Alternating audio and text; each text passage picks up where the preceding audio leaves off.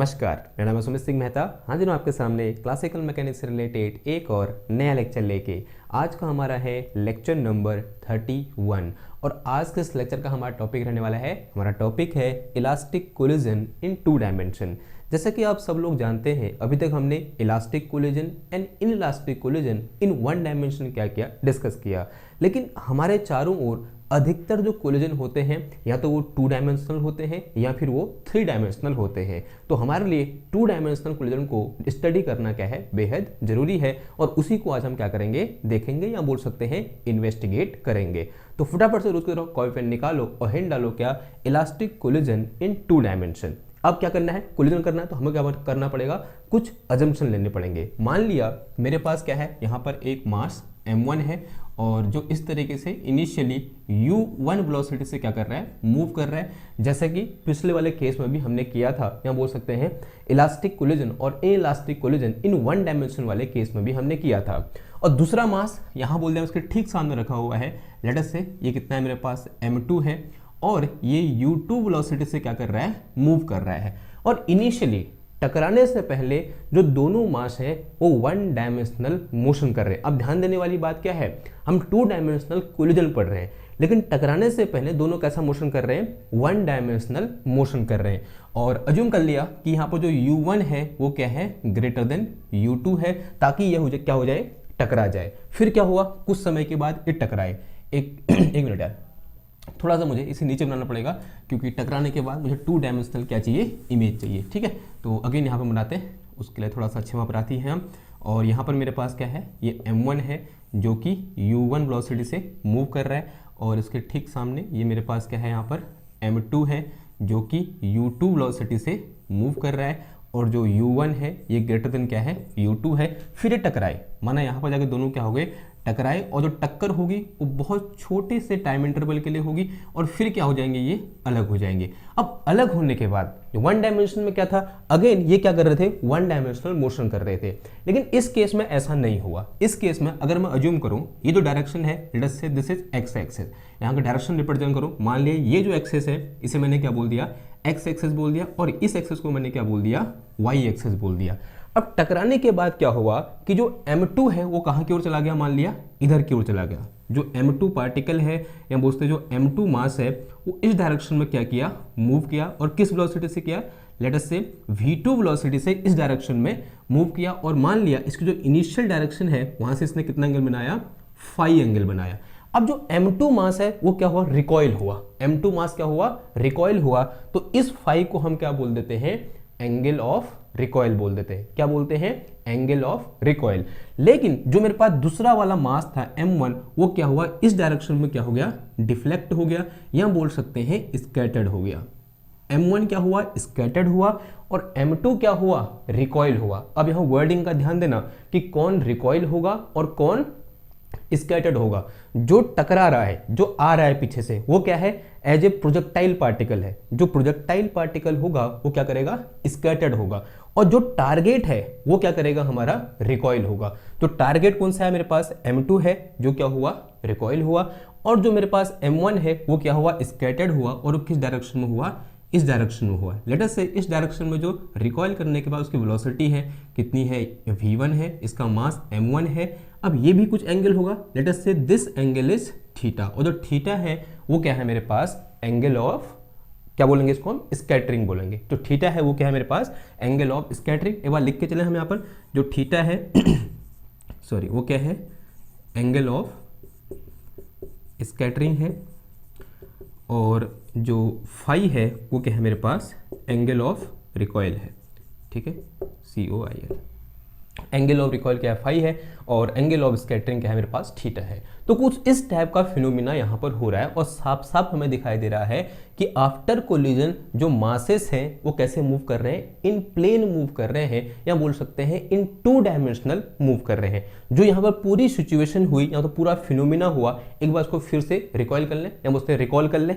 तो रिकॉल करेंगे तो मेरे पास क्या था, इनिशियली 2 मासेस थी। एक मास u2 से चल रहा था और जो पीछे वाला मास है वो u1 से चल रहा था। और जो u1 है वो क्या है, मेरे पास u2 से ज़्यादा है। तो ऑब्वियस सी बात है थोड़ी देर बाद दोनों टकराएंगे, इस तरीके से टकराए। टकराने के बाद जो M2 है वो इस डायरेक्शन में क्या हो गया, स्कैटर्ड हो गया, जो कि इनिशियल से कितने एंगल पर हुआ, फाई एंगल पर हुआ। और इस फाई एंगल को क्या बोल दिया मैंने, एंगल ऑफ रिकॉइल बोल दिया।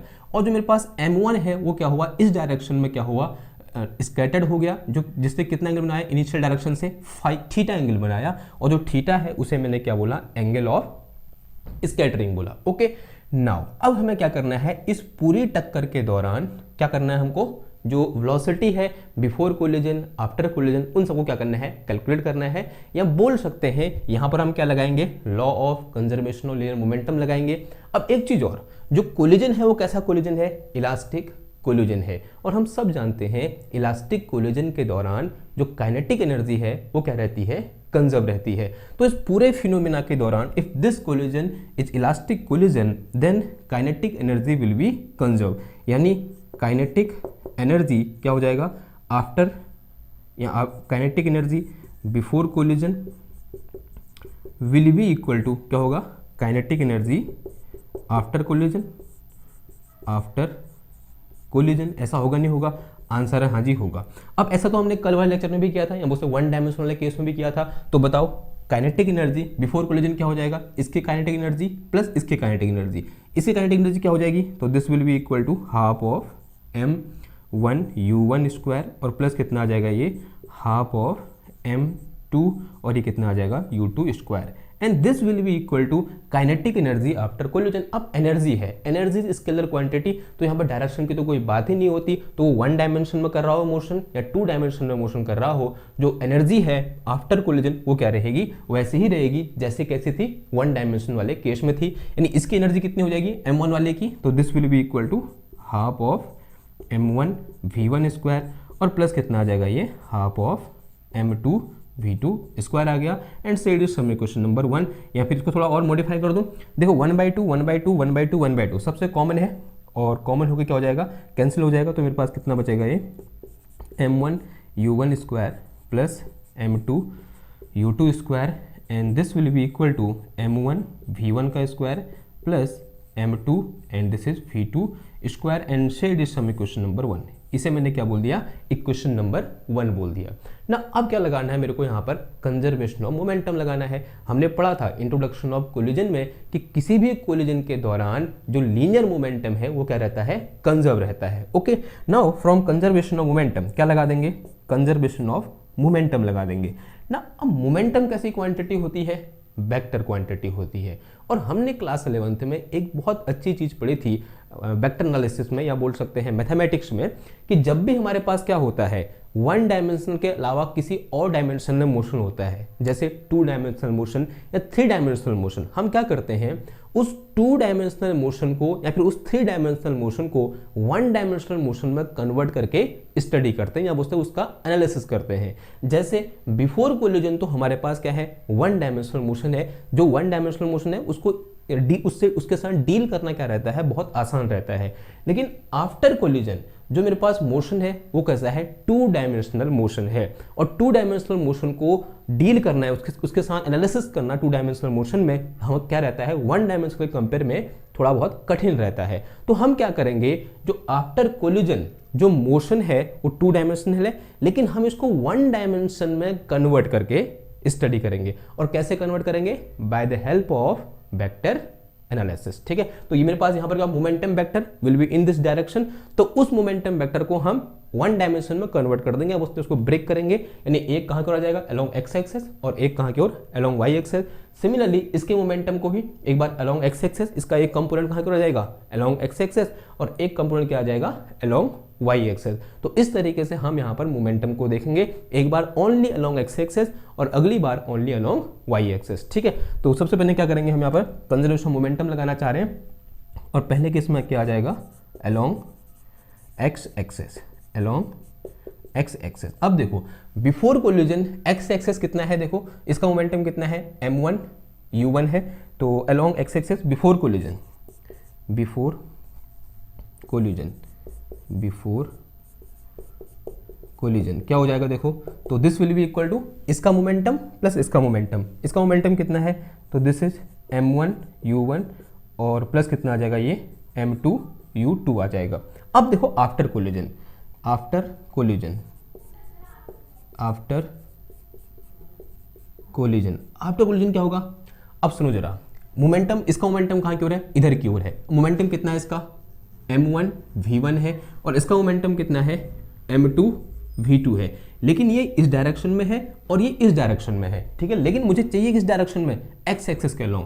तो इसका component m1 u1 m1 v1 का कंपोनेंट अलोंग x एक्सिस क्या हो जाएगा, ये हो जाएगा, यानी this will be equal to m1 v1 cos theta.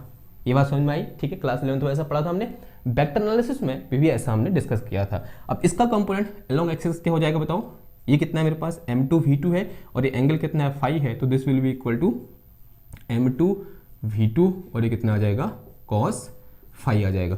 उसी तरीके से इसको y एक्सिस के अलोंग भी लिख सकते हैं हम। तो इसका कंपोनेंट अलोंग y एक्सिस क्या हो जाएगा, अगर अलोंग x एक्सिस ये है तो y एक्सिस क्या होगा, इसका ठीक परपेंडिकुलर, x एक्सिस के ठीक परपेंडिकुलर, यानी ये हो जाएगा। तो this will be equal to m1 v1 sine theta आ जाएगा। और इसका कंपोनेंट, इस वाले का कंपोनेंट अलोंग y एक्सिस कहाँ की ओर आएगा, नीचे की ओर, यानी माइनस y एक्सिस के डायरेक्शन में। And this will be equal to, ये कितना हो जाएगा, m2 v2, और ये कितना आ जाएगा, साइन फाई आ जाएगा, ठीक, क्लियर हुई बात। तो इस तरीके से मैंने जो 2 डायमेंशनल मोमेंटम था उसको मैंने एक बार एक्सिस के अलोंग तोड़ दिया और दूसरी बार y एक्सिस के अलोंग तोड़ दिया। अब देखो हम अलोंग एक्सिस की बात कर रहे हैं। After collision, after collision x axis के अलोंग जो मोमेंटम है वो कितना है, दिस प्लस दिस, यानी कितना आ जाएगा, ये m1 v1 cos थीटा, और फिर प्लस कितना आ जाएगा, m2 v2 cos phi, m2 v2 cos phi. Okay, अब क्या लगा दोगे यहाँ पर, conservation of linear momentum along x axis. तो अलोंग x एक्सिस अगर मैं कंजर्वेशन ऑफ मोमेंटम लगाऊंगा तो this momentum will be equal to this momentum, यही तो होता हुआ आया है। तो यहाँ से मैं क्या लिखता हूँ, देखो m1 u1 प्लस कितना आ जाएगा, m2 u2, and this will be equal to m1 v1 cos theta, और प्लस कितना आ जाएगा, ये m2 v2 cos फाई आ जाएगा। आएगा नहीं आएगा, आंसर आज ही आएगा। इसे क्या बोल दो, इक्वेशन नंबर 2 बोल दो, क्योंकि 1 हो गया तो इसे हमने क्या बोल दिया, 2 बोल दिया। Now similarly along y axis, अगला मेरे पास क्या है यहाँ पर, सेकंड केस में क्या हो जाएगा, अलोंग y एक्सिस। तो अलोंग y एक्सिस क्या हो जाएगा, तो along y axis before collision, देखो क्या होगा बताओ, बिफोर कोलिजन, बहुत इजी है, बताओ before collision along y axis जो मोमेंटम है वो क्या है, बिफोर कोलिजन। और आपके अंदर से अंतरात्मा से आवाज आ रही होगी कि बिफोर कोलिजन y डायरेक्शन में किसी भी टाइप का मोशन नहीं है, क्योंकि हमने खुद ही बोला है बिफोर कोलिजन दोनों पार्टिकल कैसा मोशन कर रहे हैं, 1 डायमेंशनल मोशन कर रहे हैं, और वो भी किस डायरेक्शन में, अलोंग x एक्सिस, और y डायरेक्शन में किसी भी टाइप का मोशन नहीं है। तो before collision y direction momentum कितना हो जाएगा, 0 हो जाएगा।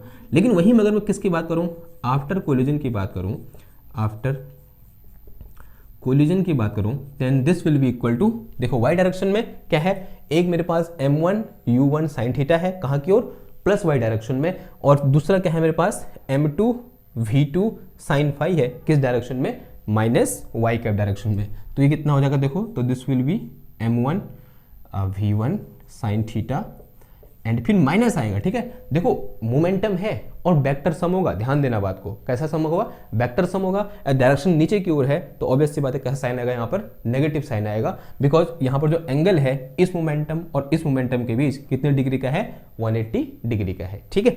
तो ये मेरे पास कितना आ जाएगा, m2 v2, और ये कितना आ गया, साइन फाई आ गया, m2 v2 साइन फाई। अब क्या लगा दोगे, वही कंजर्वेशन ऑफ मोमेंटम कि before collision will be equal to after collision, momentum before collision will be equal to momentum after collision. तो यहाँ से मैं क्या लिखता हूँ, देखो, तो फ्रॉम हियर तो 0 इक्वल टू कितना आ जाएगा मेरे पास, सो 0 इक्वल टू आया कितना, m1 v1 sine theta minus m2 v2, और ये कितना है यहाँ पर, साइन फाई आ गया। ओके, अब इसको ले आओ, तो ये मेरे पास कितना आ जाएगा, ये m1 v1 sine theta, and this will be equal to m2 v2, और इनटू कितना आ गया, ये साइन फाई आया, and said is from equation number 3। इसे मैंने क्या बोल दिया, इक्वेशन नंबर 3 बोल दिया ना। अब हमें निकालना क्या होता है, इन जनरल हमको जब भी कोलिजन हो रहा है हमें क्या निकालना होता है, आफ्टर कोलिजन जो v1 और v2 है या जो वेलोसिटी है वो क्या है, वही निकालना होता है। और यहाँ पर क्या निकालना होता है, angle of recoil and angle of scattering निकालना पड़ेगा। और क्या निकालना पड़ेगा, ये तो क्वेश्चन आएगा। अब देखो मेरे पास कितनी इक्वेशन है, 1 2 3 इक्वेशन है। तो अगर मेरे पास कोई भी क्वेश्चन है और उस क्वेश्चन में मेरे को u1 u2 m1 m2 दिए हैं, तो इन 3 इक्वेशन की हेल्प से, इक्वेशन 1 2 और 3 की हेल्प से हम v1 v2 फाई और थीटा क्या कर सकते हैं, इजीली फाइंड कर सकते हैं। अभी वो सब करने की जरूरत नहीं है, लेकिन अगर हमारे पास ऐसा कोई क्वेश्चन आया तो उस क्वेश्चन के लिए हमें 3 इक्वेशन लिखेंगे और इन 3 इक्वेशन को सॉल्व करने के बाद हम क्या कर सकते हैं, जो रिक्वायर चीज़ें हमको निकालनी है, रिक्वायर जो अननोन चीज़ें हैं उनको हम इजीली फाइंड कर सकते हैं। ठीक है, तो ये क्या हो गया हमारे पास, ये 3 इक्वेशन क्या होंगी यहाँ पर बेस होंगी, पहली दूसरी और तीसरी। लेकिन ध्यान देना है, पहली इक्वेशन कहाँ से आई, कंजर्वेशन ऑफ काइनेटिक एनर्जी से आई। दूसरी equation conservation of linear momentum along x axis से आई। और तीसरी इक्वेशन कहाँ से आई, conservation of linear momentum along y axis से आई। ठीक है, आई बात समझ में।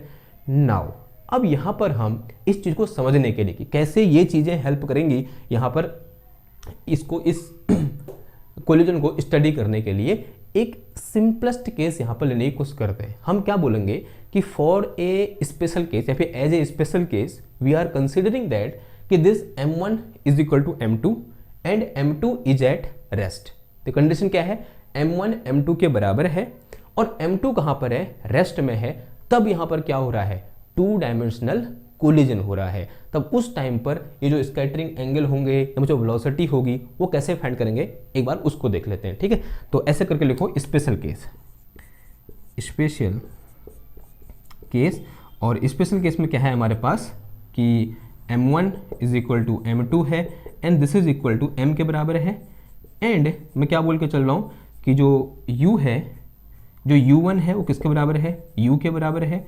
एंड ऑल्सो जो u2 है वो कितना है, 0 है। ठीक है, ये हमारा क्या है, अजम्पशन है।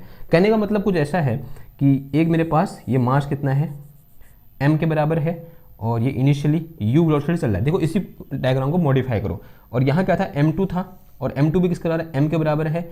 और ये जो कहाँ है, रेस्ट पर है, ये कहाँ है, रेस्ट में है। कहने का मतलब जो u2 है वो 0 है और जो u है वो किसके बराबर है, u1 के बराबर है। और एक ये दोनों कोलाइड करें इस तरीके से, यहाँ पर क्या होगा, ये कोलिजन होगा। कोलिजन होने के बाद इसको मैंने एक्स एक्सिस बोला है और ये क्या होगा, इस डायरेक्शन में रिकॉइल हो गया, कौन सा वाला, सॉरी स्कैटर हो गया, कौन सा वाला, m1 वाला। और दूसरा है वो क्या हो गया, इस डायरेक्शन में क्या हो गया, यूं करके रिकॉइल हो गया। और let us say angle of recoil is phi and angle of scattering is theta. Okay, now अब इस टाइप की सिचुएशन के लिए मुझे क्या करना है, इसको स्टडी करना है। कहने का मतलब ये हुआ, और किसकी हेल्प से, इन 3 इक्वेशन की हेल्प से। नाउ अब इक्वेशन 2 कैसे मॉडिफाई हो जाएगा बताओ इसके लिए। Now from equation 2, now for this special case equation 1 become, पहले 2 नहीं, पहले 1 में देखो, इसको मिटाओ ना, ये तो हो गया होगा। ओके, नाउ इक्वेशन 1 बिकम, देखो फिर एक बार इक्वेशन 1 क्या बन जाएगी। Now equation 1 become, now equation 1 becomes, ठीक है। देखो m1 equal to m2, m1 equal to m2 हो जाएगा, सबसे m बाहर आएगा और कैंसिल हो जाएगा। और u2 इक्वल टू 0 और u1 इक्वल टू u। देखो क्या हो जाएगी इक्वेशन, u1 की जो कितना आ जाएगा, u आ जाएगा, यानी u स्क्वायर। तो this will be equal to, यहाँ से क्या बचेगा, v1 का स्क्वायर और प्लस कितना आ जाएगा, ये v2 का स्क्वायर आ जाएगा। देखो हुआ क्या, m1 इक्वल टू m2 के बराबर है, ये बाहर आएगा, यहाँ से भी m1 m2 बाहर आ जाएगा और सब m क्या हो जाएंगे, कैंसिल हो जाएंगे। सिर्फ मेरे पास यहाँ पर ये बचेगा। Now said is some equation number 4, इसे मैंने क्या बोल दिया, इक्वेशन नंबर 4 बोल दिया। सिमिलरली ये इक्वेशन भी मॉडिफाई हो जाएगी, यहाँ से भी m1 m2 क्या हो जाएंगे, कैंसिल हो जाएंगे। और ये जो मेरे पास u2 है ये कितना हो जाएगा, 0 हो जाएगा। और बचेगा मेरे पास यहाँ पर क्या, u1 की जो कितना आ जाएगा, u आ जाएगा। एंड इक्वेशन कौन सी है, 2 become equation 2। And in equation 2 कहाँ देखो, इन इक्वेशन 2 में देखो u1 की जो कितना आ गया मेरे पास, u आ गया। And this will be equal to, ये मेरे पास कितना हो जाएगा, v1 एंड इनटू कितना है ये cos थीटा और प्लस कितना आ जाएगा ये v2 और ये कितना है मेरे पास यहाँ पर cos फाई आया। Now said is some equation number 5, इसे मैंने क्या बोल दिया, इक्वेशन नंबर 5 बोल दिया। ठीक है, अब कहाँ हो, एक बार इस इक्वेशन नंबर 3 में भी आ जाओ। फिर देखो 3 में क्या हो जाएगा, 3 में m1 इक्वल टू m2 है, m1 से m2 कैंसिल हो जाएगा। बचेगा मेरे पास क्या, देखो इन इक्वेशन 3, इन इक्वेशन 3 मेरे पास क्या बचा, तो this is V1 sine theta and this will be equal to V2 sine phi, ऐसा कुछ आया। नाउ सेट ये समीकरण नंबर 5 हो गया है, तो इसे क्या बोल दो, समीकरण नंबर 6 बोल दो, ठीक है। बस मैथमेटिक्स है। अगर इतना पता है ना कि इलास्टिक इक्विलिब्रियम के दौरान क्या होता है, कंजर्वेशन ऑफ मोमेंटम होता है और कंजर्वेशन ऑफ काइनेटिक एनर्जी होता है, अगर इतना पता है तो बाकी की चीज़ें क्या करनी है, सिर्फ और सिर्फ जो सिचुएशन दे रखी है उसके अकॉर्डिंग आगे को सॉल्व करते जाना है। इक्वेशन आती जाएंगी, इक्वेशन को एक के ऊपर दूसरा, दूसरे के ऊपर तीसरा रखते जाना है, आंसर भी आते जाएगा, ठीक है।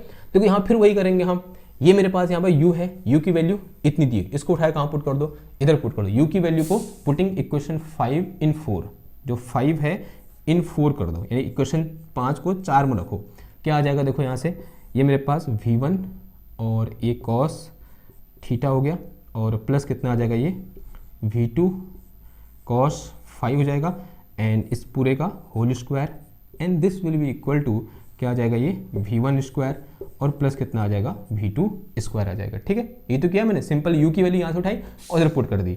अब इसको पहले लिख दूँ मैं, कोई उससे कोई फर्क नहीं पड़ता, तो ये v1 square plus v2 square, इसके स्क्वायर को ओपन करो, क्या हो जाएगा, ये v1 square cos square theta plus v2 square cos square theta cos square 5 sorry, और फिर क्या आ जाएगा प्लस का 2v1 v2 cos theta cos 5, क्या आया कॉस थीटा इंटू कितना आ गया यहाँ पर कॉस 5 आ गया, ठीक है।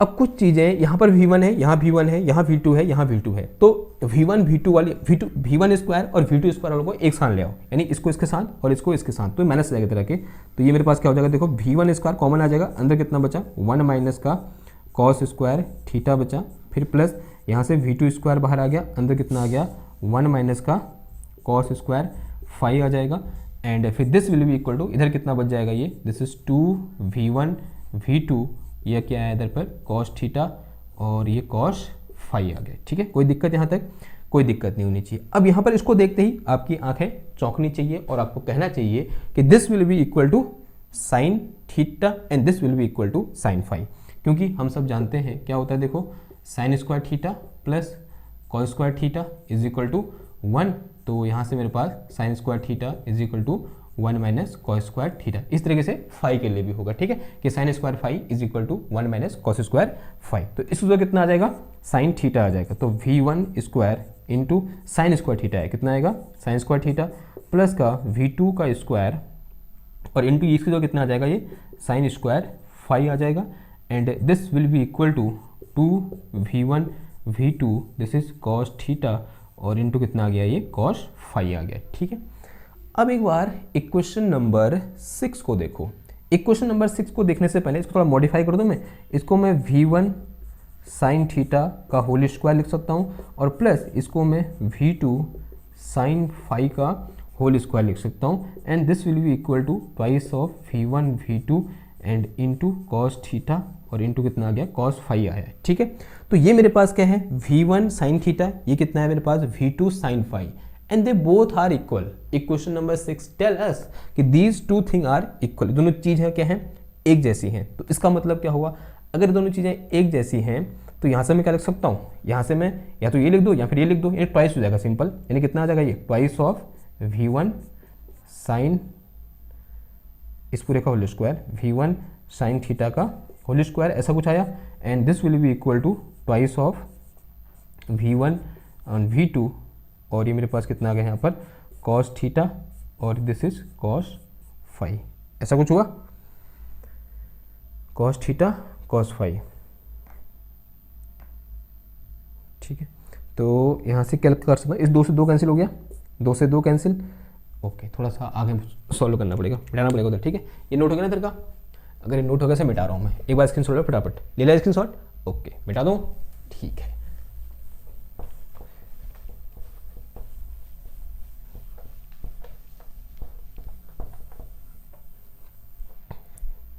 देखो क्या हो जाएगा, तो this will B v1 square और ये कितना आएगा, देखो यहाँ पर sine square theta and this will be equal to कितना आ जाएगा, ये v1 v2 cos theta and into कितना आ गया cos 5 आ गया। देखो इस v1 से ये v1 क्या हो जाएगा मेरा कैंसिल हो जाएगा और अगर मैं यहाँ से क्या निकालूँ, कॉस थीटा निकालूँ, क्या निकालूँ, cos theta, this will be equal to V1 upon V2, ये अपॉन में आ गया और अंदर कितना बच गया, और this is sine square theta, ये वाला आया और नीचे कितना बचा है यहाँ पर कॉस फाई बच गया। ठीक है, ये बात समझ में आई आपको ना। इसे क्या बोल दो, कुछ इक्वेशन नंबर 5 हो गया था, इसे इक्वेशन नंबर 6 बोल दो। अब मैं यहाँ पर एक छोटी सी कैलकुलेशन करने जा रहा हूँ and that calculation is like cos theta plus phi. क्या होता है बताओ, कॉस थीटा प्लस फाई बच्चा बच्चा जानता है, this is equal to cos theta cos phi minus का साइन थीटा साइन फाई। अब एक काम करो, कॉस थीटा इक्वल टू ये है, ये वैल्यू पुट कर दो यहाँ पर, तो this is V1 upon V2 और इनटू कितना आ गया ये sign square theta and upon कितना आ जाएगा कॉस फाई आ जाएगा और इनटू कितना आ गया कॉस फाई आ गया, फिर माइनस का। अब ये मेरे पास क्या है, साइन थीटा है, तो from here sine theta will be equal to, from equation number 6, equation number 6 से अगर मैं साइन थीटा निकालूंगा then this sine theta equal to V2 upon V1, या फिर अगर मैं कॉस थीटा निकालूँ तो, अगर मैं साइन फाई निकालूँ तो, क्योंकि साइन फाई भी है इधर पे, क्या निकाल दो, साइन फाई निकाल दो, क्या निकाल दो, sine phi will be equal to V1 upon V2 और इनटू कितना आ जाएगा साइन थीटा आ जाएगा। Sine phi is equal to V1 upon V2 sine theta, from equation number 6 से मैंने लिखा है। ओके, तो यहाँ पर इसकी जगह साइन फाई की जगह ये पुट कर दो, तो this is sine theta into V1 upon V2 और ये कितना आ गया यहाँ पर साइन थीटा आ गया। ठीक है, देखो इस कॉस फाई से कॉस फाई कैंसिल हो गया, तो यहाँ से V1 upon V2 and this is sine square theta minus का V1 upon V2 and this one is sine square theta and this is equal to 0। ये कितना हो गया, 0 हो गया। तो दिस टेल अस कि cos theta plus phi is equal to 0। अब cos theta plus phi equal to 0, what it mean, it mean theta plus phi will be equal to, cos का 0 कहाँ पर होता है 90 पर, तो this will be equal to 90 degree. Okay, तो देखो क्या बोला, सॉरी ठीक जगह पे जहाँ पर डायलॉग बोलना था कि ये आ गया, खांसी आ गई, कोई बात नहीं, सॉरी। तो क्या था देखो, theta plus phi equal to कितना है 90 निकल गया। इसका मतलब क्या हुआ कि जो यहाँ पर कोलिजन हो रहा था, कुछ इस तरीके से कोलिजन हो रहा था कि यहाँ से एक पार्टिकल आया, एक इससे टकराया यूँ करके, और टकराने के बाद ये ऐसे निकल गया इस डायरेक्शन में, ये ऐसे निकल गया इस डायरेक्शन में, और ये एंगल क्या था थीटा, ये एंगल क्या था फाई था। And this will be happen when this m1 is equal to m2, जो m1 है वो m2 के बराबर है and this is at rest, ये कहाँ पर था 0 पर था, जो u2 है वो कितना था 0 था, तब यहाँ पर जो थीटा और फाई और थीटा का सम होगा वो कितना होगा 90 डिग्री के बराबर होगा। यानी अगर ये 45 है, फाई इक्वल टू 45 डिग्री है, तो यहाँ पर थीटा इक्वल टू अपने आप ही कितना हो जाएगा 45 डिग्री हो जाएगा। तो यहाँ पर ये रिलेशन क्या होगा, स्टेबलाइज होगा जब theta plus phi equal to, sorry जब यहाँ पर क्या होगा, ये दो मास सेम होंगे और ये मास कहाँ पर होगा रेस्ट पर होगा, यानी जो टारगेट पार्टिकल होगा वो रेस्ट पर होगा और उसका मास जो प्रोजेक्टाइल पार्टिकल है उसके बराबर होगा। तब यहाँ पर ये कंडीशन क्या होगी, फॉलो होगी। ये कंडीशन प्रूफ करने को आती है, तभी मैंने आपको यहाँ पर ये कराई, ठीक है। या फिर मल्टीपल चॉइस क्वेश्चन में आपसे कह देगा कि इस टाइप की सिचुएशन दी होगी और आपको थीटा दिया होगा और फाई निकालना होगा, तो उतनी बड़ी कैलकुलेशन नहीं करनी है। अगर मास सेम है और जो मेरे पास टारगेट मास है वो रेस्ट पर है, तो ऑटोमेटिकली और इलास्टिक कोलिजन हो रहा है, तो वहाँ पर ये रिलेशन क्या होगा, फॉलो होगा। और आपको सीधे ये रिलेशन लगाना है, वहाँ पर क्या निकाल देना है, फाई या थीटा, जो भी रिक्वायरमेंट है वो फाइंड कर लेनी है। तो this is very very important condition या फिर सिचुएशन। लेकिन ध्यान क्या देना है, यहाँ पर जो m1 है वो m2 के बराबर है और m2 इज एट रेस्ट है। जो m2 है वो कहाँ है, रेस्ट पर है। ये सिचुएशन यहाँ पर रखनी है। और एक और है, जो कोलिजन है वो कैसा है, इलास्टिक है। कोलिजन कैसा है, इलास्टिक है और ऑब्वियसली बात है 2 डायमेंशनल है, ठीक है। तो this is very very important things to know और we can say things to remember. Okay, तो ये क्या था आज का हमारा लेक्चर था और आई होप आपको ये लेक्चर पसंद आया होगा। और अगर पसंद आया और आपको लगता है कि इन लेक्चर से आपकी पढ़ाई में या फिर आपके पेपर में कुछ मदद होती है, तो चैनल को लाइक करो, शेयर करो और सब्सक्राइब करो। अपने दोस्तों के साथ भी शेयर करो, अपने कॉलेज के ग्रुप में भी शेयर करो, ठीक है। मैं मिलता हूँ आपसे नेक्स्ट क्लास में एक और नए टॉपिक के साथ। तो पहले थैंक यू, धन्यवाद, बाय बाय।